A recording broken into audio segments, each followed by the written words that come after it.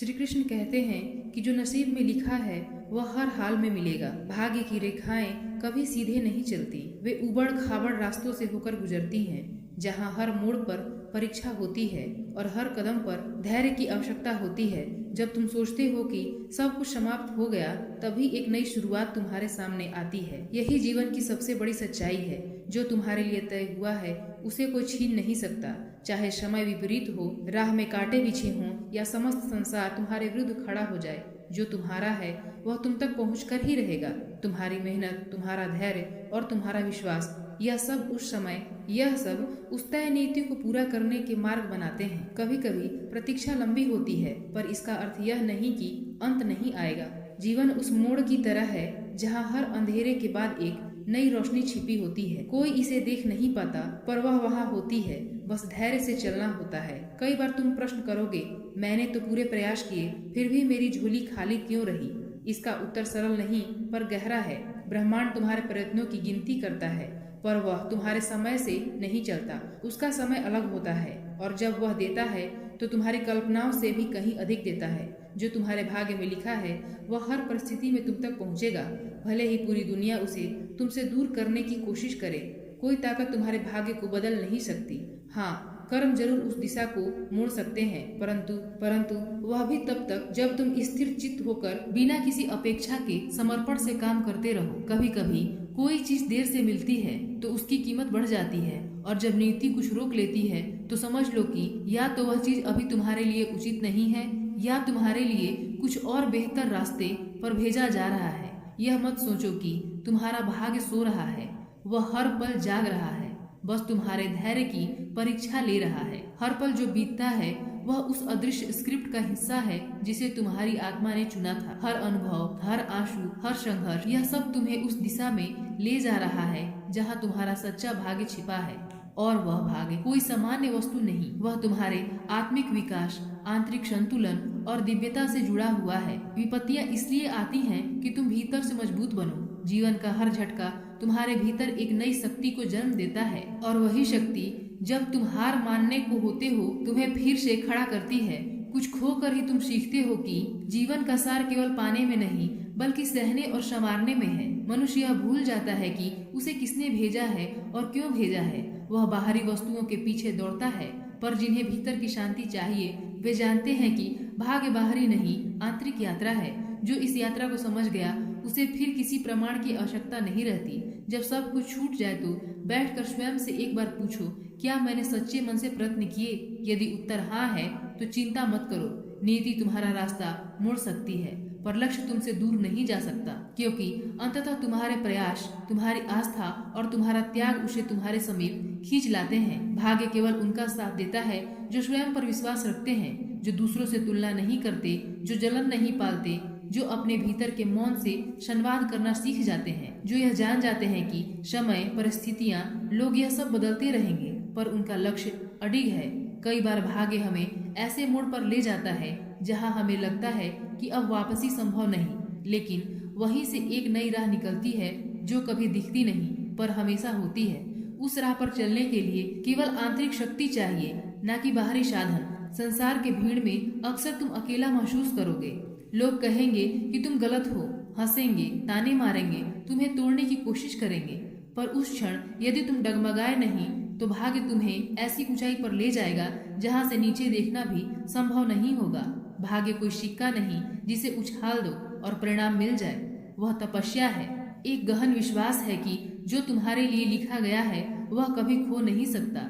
चाहे तुम्हारी आंखें उसे देख ना पाए, पर वह हर क्षण तुम्हारे पास आता जा रहा है। जब भीतर तूफान मच रहा हो और बाहर सब शांत लगे, तब समझो कि जीवन की सबसे बड़ी परीक्षा चल रही है। वहां तुम्हें हार मानने का सबसे अधिक मन करेगा, और वही तुमसे सबसे बड़ा सब्र मांगा जाएगा।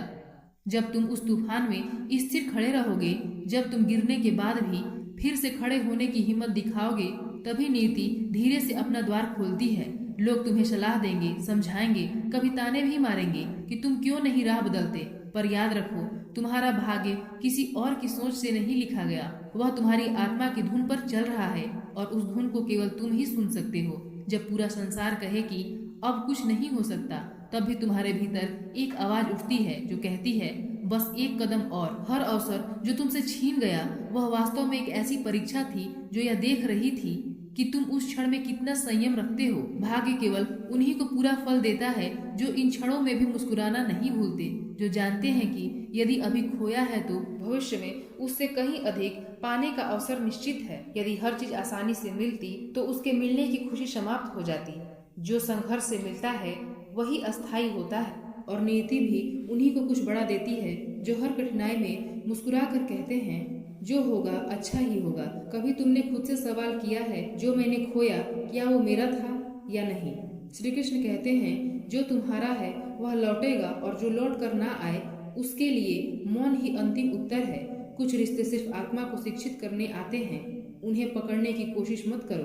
प्रणाम करके विदा दो, तुम्हारा मौन भी प्रार्थना है अगर उसमें समर्पण है। भगवान शब्दों से नहीं हृदय की पुकार से सुनते हैं। तुम्हारा एक अश्रु भी उनके चरणों तक पहुंचता है, इसलिए रोते समय भी उन्हें याद करो क्योंकि वह तुम्हारे भीतर ही हैं, बस प्रतीक्षा कर रहे हैं कि तुम उन्हें पुकारो। जब तुम्हारा सबसे करीबी तुम्हें नहीं समझता तब दुख बहुत गहरा होता है, पर श्री कृष्ण कहते हैं समझे जाने की अपेक्षा ही दुख का कारण है। तुम जैसे हो वैसे ही पूर्ण हो। जो तुम्हें आत्मा से देखेगा वो तुम्हें कभी नहीं छोड़ेगा। बाकी सब तुम्हारी परीक्षा है। स्वीकृति की तलाश छोड़ दो। हर बार जब तुम्हें लगा कि अब सब खत्म हो गया तभी भी कृष्ण ने कोई नया अध्याय रचा।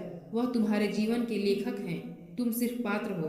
कभी कभी दुखों की स्याही से सबसे सुंदर पंक्तियां लिखी जाती हैं। विश्वास रखो, अगर अभी अंधेरा है तो अंत में प्रकाश ही आएगा। कभी कभी जीवन तुम्हें इतना तोड़ देता है कि प्रार्थना भी रुक जाती है, पर श्री कृष्ण कहते हैं तुम्हारा मौन भी मुझे सुनाई देता है। जब शब्द मर जाते हैं तब आत्मा बोलती है, और मैं वही सुनता हूँ जो दुनिया कभी नहीं सुन पाती।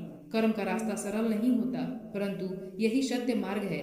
श्री कृष्ण कहते हैं अपने पथ पर अडिग रहो, भले ही सारा संसार विरुद्ध हो, सत्य अंत में जीतता है। चाहे रास्ते में कितने भी धोखे क्यों न मिले, तुम्हारा चरित्र ही तुम्हारा धर्म है, इसे किसी भी कीमत पर मत खोने दो। जब तुम्हारे सारे अपने तुम्हारे खिलाफ हो जाएं, तो ईश्वर को याद करो। श्री कृष्ण ने भी अकेले महाभारत लड़ी। सच को भीड़ की जरूरत नहीं होती, उसे सिर्फ साहस की आवश्यकता होती है। तुम्हारा अकेलापन तुम्हारी शक्ति है। कभी कभी अकेला व्यक्ति ही इतिहास बदल देता है। सदैव संदेह करने वाले व्यक्ति के लिए प्रसन्नता ना तो इस लोक में है ना ही कहीं और। जो इंसान हर चीज में संदेह करता है वह कभी खुश नहीं रह सकता।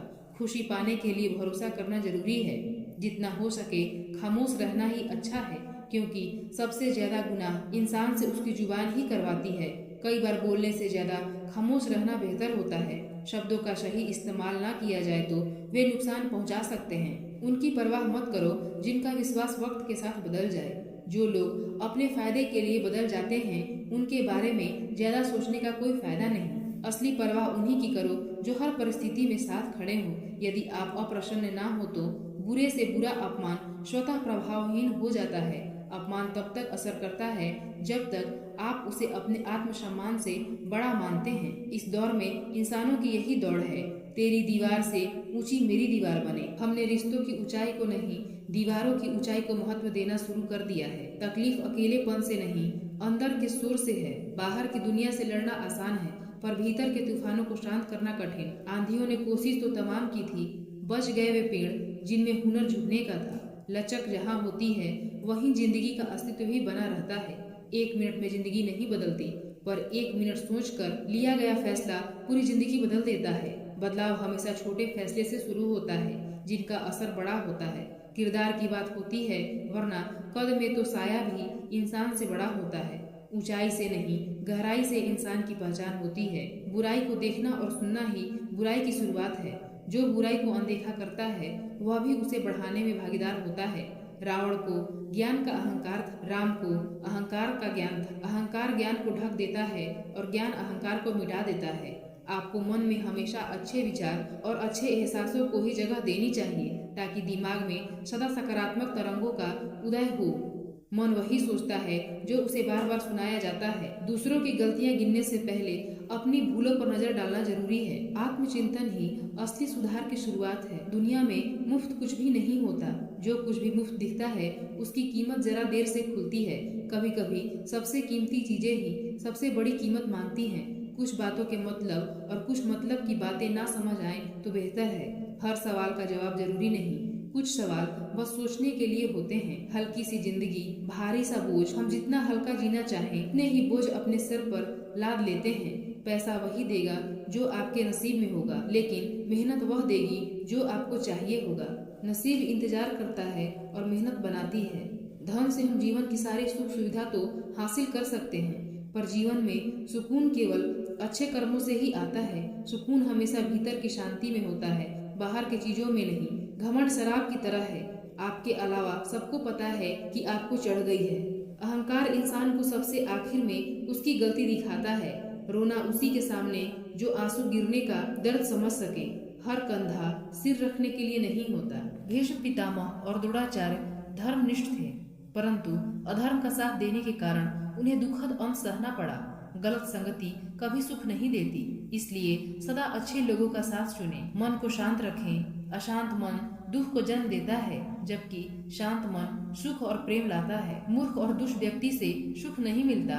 उन्हें ज्ञान देने से उनका अहंकार आहत होता है और वे आपके प्रति शत्रुता पाल लेते हैं। जो आपके सामने प्रेम दिखाते हैं वही पीठ पीछे आपको हानि पहुंचाते हैं। उनके मुंह में अमृत और हृदय में विष होता है। ऐसे लोगों को जहर की तरह त्याग दें। इस कलयुग में दूसरों पर निर्भरता आपकी सबसे बड़ी कमजोरी है। जो लोग दूसरों को अपना सहारा मानते हैं वे कठिन समय में सबसे अधिक दुखी होते हैं। भगवान को अपना सहारा बनाएं, वे किसी न किसी रूप में आपकी सहायता करेंगे। इस संसार को कभी अपना आधार ना माने।